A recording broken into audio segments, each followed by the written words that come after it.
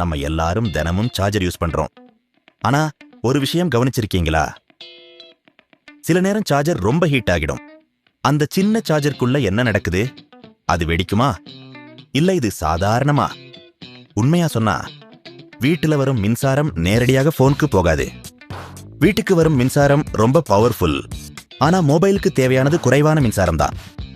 அதனால சார்ஜர் உள்ளே current convert ஆகுது. இந்த மாற்றம் நடக்கும் போதுதான் ஹீட் உருவாகுது. பழைய சார்ஜர் ஸ்லோவா சார்ஜ் ஆகும், ஹீட் கம்மி இருக்கும். ஆனா இப்போ ஃபாஸ்ட் சார்ஜர் அதிக கரண்ட் அனுப்பும், அதனால அதிக ஹீட் வரும். சில நாடுகள்ல 200 வாட்ஸ் ஃபாஸ்ட் சார்ஜிங் டெஸ்டிங் கூட நடக்குது. இன்னொரு ரகசியம் கேளுங்க. மின்சாரம் வயருக்குள்ள போகும்போது வயர் அதுக்கு எதிர்ப்பு கொடுக்கும், அதுதான் ஹீட்டா மாறுது. இதையே சயின்டிஸ்ட் எனர்ஜி லாஸ்ன்னு சொல்றாங்க. இன்னும் ஒரு முக்கியமான விஷயம், போன் யூஸ் பண்ணிக்கிட்டே சார்ஜ் போட்டா டபுள் வேலை நடக்கும். ஒரு பக்கம் போன் வேலை செய்யும், இன்னொரு பக்கம் பேட்டரி சார்ஜ் ஆகும்.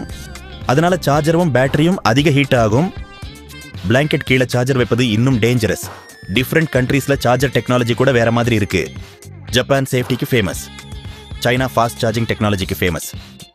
யூரோப்ல எல்லா போன்ஸுக்கும் ஒரே டைப் சி சார்ஜர் ரூல் கொண்டு வந்தாங்க. இது எலக்ட்ரானிக் வேஸ்ட் குறைக்க உதவுது. இன்னொரு டேஞ்சர் என்ன தெரியுமா?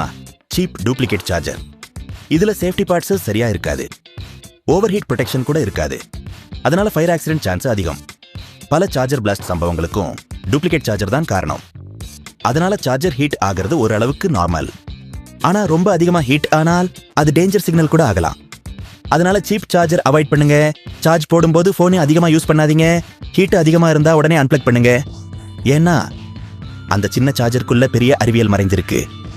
இப்படி தினமும் யூஸ் பண்ற பொருளுக்குள்ள இருக்குன்னு சயின்ஸ் தெரிஞ்சுக்கணும்னா ஷேர் பண்ணுங்க, சப்ஸ்கிரைப் பண்ணுங்க.